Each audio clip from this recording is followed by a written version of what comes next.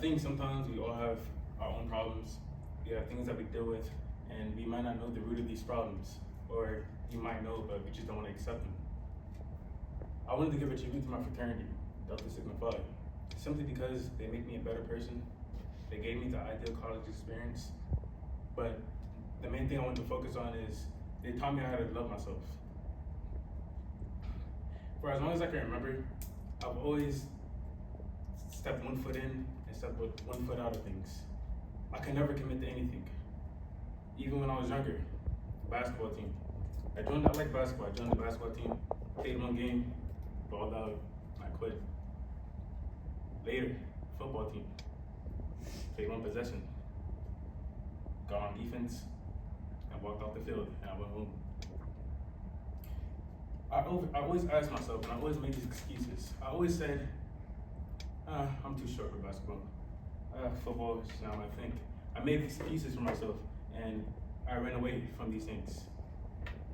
Even later, when I started dating girls, when I grew up and I started dealing with people romantically, it was one person in particular where I couldn't commit. I liked her, I cared about her. I know I did, but I just couldn't commit.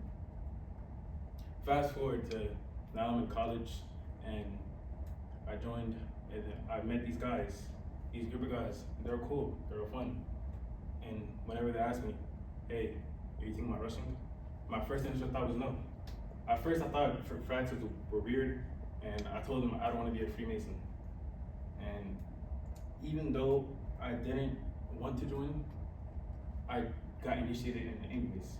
I went to initiation, and throughout the entire time of getting initiated, I don't want to be there. That same feeling that haunted me from when I left the basketball team, when I left the football team, when I left that girl, that same feeling came to me again, and it told me to run away. But this time, when I got initiated, I committed. And so that reflected on how I treated my brothers. Honestly, they had every right to drop me. I didn't pay my dues, I didn't come out, I didn't do anything, because I didn't want to be there. That same feeling, even though I liked them. But as soon as things got real, as soon as I got initiated, is when these feelings started to haunt me. But even though I felt the way I did, even though I treated these guys so poorly, and I wasn't an outstanding brother when I first joined, they treated me with nothing but consistency. They always invited me, even though I always declined. They always came out.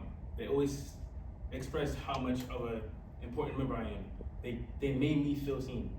For the first time in my life, I felt like these people saw me. Later down the line, I learned what I had was an avoidant attachment. And the reason why I had this avoidant attachment is because I didn't feel I was worthy of these connections. I didn't feel worthy of the basketball team. I didn't feel worthy of the football team. And I didn't feel worthy of that girl.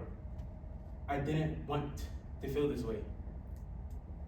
But I learned that the problem was that I didn't love myself. I didn't see myself for who I was. It took me until my brothers seeing me for who I was. I didn't feel judged. I felt like I could truly be myself around people for the first time in my life. And these guys' acceptance is what helped me to learn to be able to learn myself. And eventually I did start to love myself. I started taking care of myself. I started going to the gym. I started doing these great things for myself because I did it for me. So I wanted to pay a tribute to my brothers. Thank you for seeing me, even when I couldn't see myself. Thank you for your time.